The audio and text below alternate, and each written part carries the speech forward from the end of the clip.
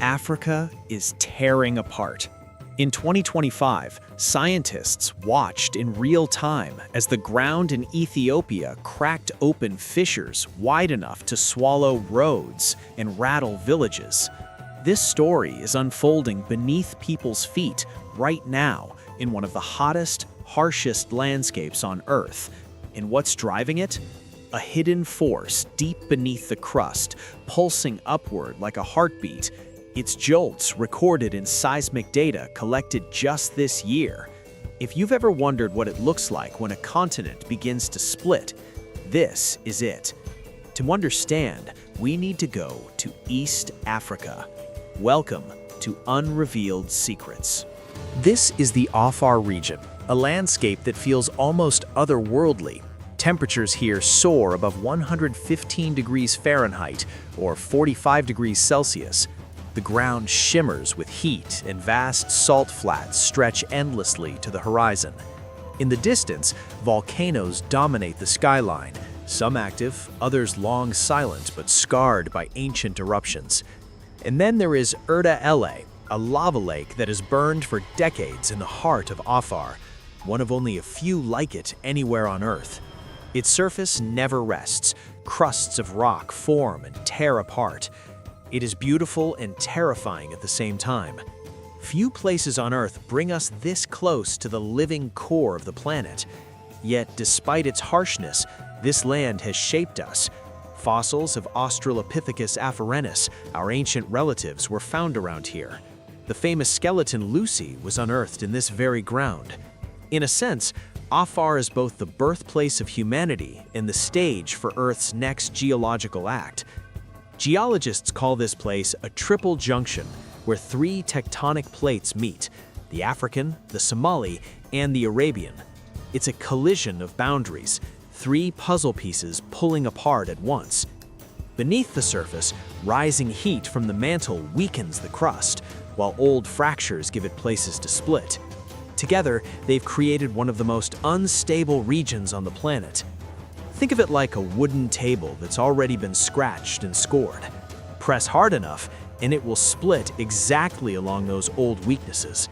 That's what Afar is doing, only instead of wood, it's entire slabs of continent cracking along ancient scars.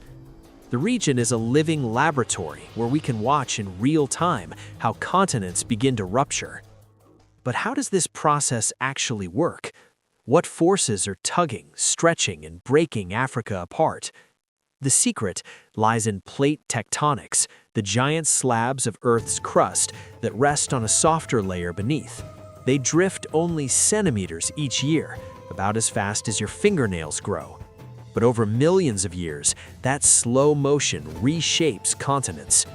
In Afar, those forces are on full display. The land isn't really gently easing open. It's under tension rather, pulled in several directions at once. And like dough being stretched too far, the crust begins to thin, tear, and eventually split. Only here, it's solid rock ripping apart. The East African Rift itself has two main branches, the eastern arm running through Ethiopia and Kenya, and the western arm slicing along lakes like Tanganyika and Malawi. Each branch behaves a little differently. Some segments break dramatically with earthquakes, others leak lava more quietly. Together, though, they form a scar across the continent, one that is lengthening every year. And when plates stretch too quickly or unevenly, the stress can release all at once. The ground jolts, ruptures, and sometimes collapses in spectacular fashion. That leads us to a moment 20 years ago when the Earth quite literally cracked open before people's eyes. What exactly happens when the rift decides to move suddenly, not over centuries, but in just a few days? In 2005, scientists and locals in Afar got their answer. A series of earthquakes rattled the region, followed by a deep rumble from beneath the Earth. Then it happened. A colossal crack tore across the desert floor. In less than 2 weeks, the ground split open along a line nearly 37 miles or 60 kilometers long. Imagine driving down a highway one day, only to find the road has dropped into a jagged canyon the next. That's how abrupt it was. And this wasn't really happening on the surface. Underground, a massive dike, a blade of magma slicing upward, forced its way through the crust. Picture molten rock like a fiery crowbar prying apart solid stone as it rises. That dike injected itself between the plates, widening the rift by as much as 8 meters in some places almost overnight. For scientists, it was both alarming and exhilarating. They had theorized that Africa was splitting, but here was the proof unfolding in real time. Teams rushed in to measure the fissure, track aftershocks, and sample the fresh lava. For villagers living nearby, though, it was a frightening reminder that their land is not stable ground at all. It's the front line of Earth's tectonic power. But for geologists, the 2005 crack was part of a bigger pattern, evidence that something deeper is driving this system. Because if the surface can split open so quickly, then what hidden force is pushing magma upward with such relentless energy? To answer that, we have to descend into the depths of the Earth, where a colossal plume of heat and molten rock pulses like the heartbeat of the planet. Down here, the world is alien. Rock is solid, yes, but under crushing pressure and immense heat, it flows like tar. Rising through this mantle is something extraordinary, a plume of hot material, a slow-motion blowtorch pressed against the base of Africa. For tens of millions of years, it has softened the crust and primed it for the split we see today. But here's the remarkable part. It doesn't rise steadily. It pulses like a kinked garden hose. Pressure builds, then surges through. The Afar plume works the same way, sending bursts of heat and magma upward. Each surge forces the crust to bulge, crack, and sometimes tear open, as it did dramatically in 2005. So how do we know this isn't just theory? Earth leaves clues. Seismic tomography, essentially an ultrasound of the planet, shows slow seismic waves beneath Afar, the hallmark of hotter, softer rock. Lava chemistry adds detail. Some samples contain isotopes that trace back to astonishing depths, perhaps near the core mantle boundary.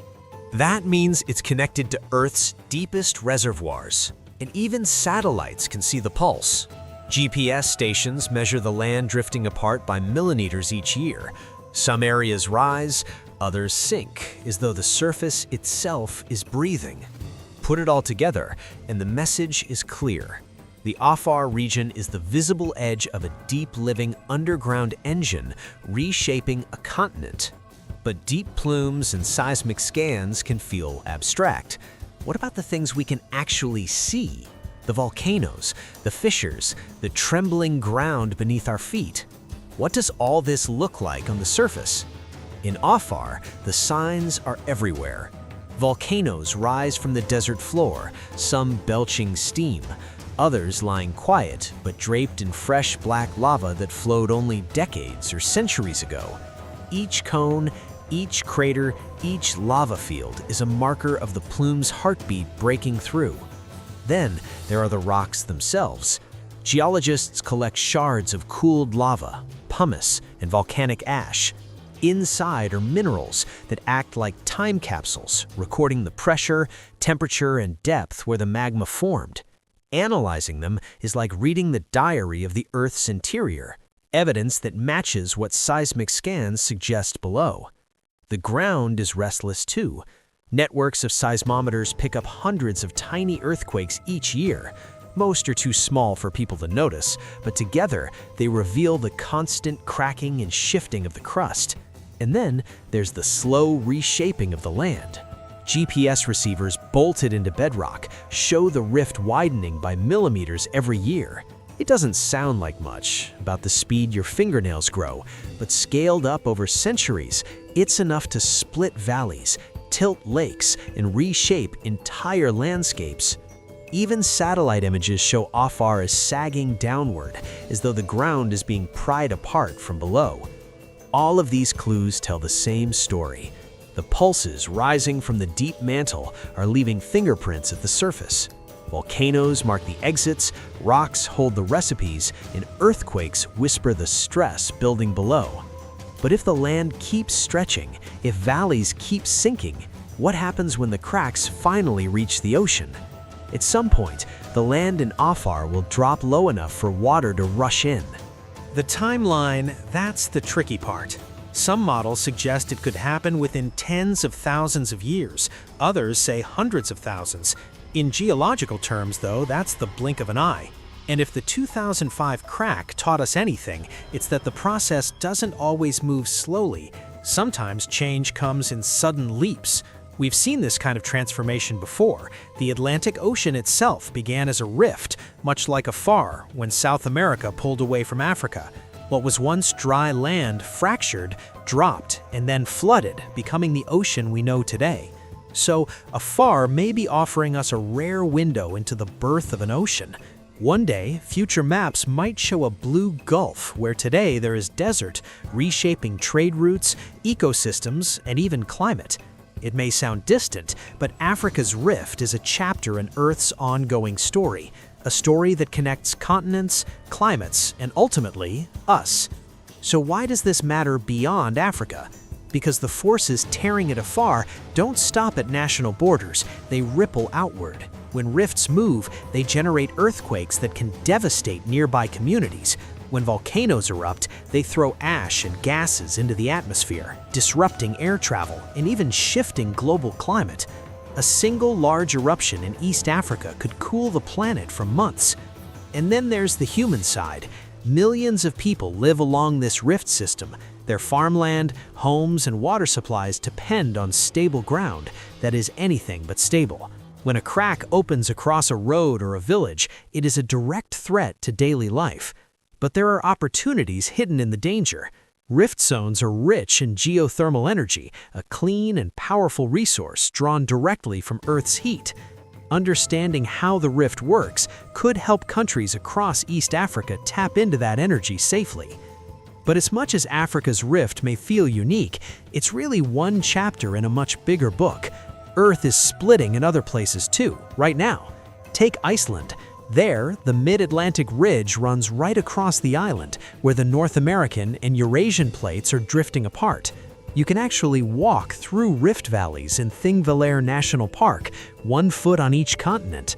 Volcanic eruptions, geothermal energy, and even hot water geysers all stem from the same process that is reshaping Africa. And there are hints elsewhere too. The basin and range region of the western United States is being stretched, its valleys and mountain chains formed by crust under tension. But here's where things get interesting for my viewers. In the US, the Gulf of California, already an active rift, is creeping slowly northward toward this region. Some geologists believe the rift could eventually extend into the basin and range, carrying seawater into what is now dry land. In geologic terms, Arizona itself could one day sit on the edge of a brand new ocean basin.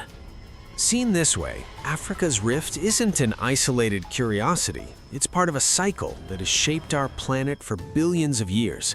Continents assembling, breaking, drifting, and colliding again. Afar just happens to be one of the rare places where we can watch this grand cycle unfold in real time. And that's what makes it so extraordinary. Usually, the birth of oceans and the shattering of continents are events we only read in the rocks long after they've happened. In Afar, the story is unfolding as we live and breathe. Cracks open, volcanoes erupt, valleys sink, all small steps in a process that will eventually redraw the map of the world. For us, bound by lifespans measured in decades, it's easy to forget how fast this planet moves on its own clock. 1,000 years is ancient history to us, yet to the Earth it is barely a heartbeat.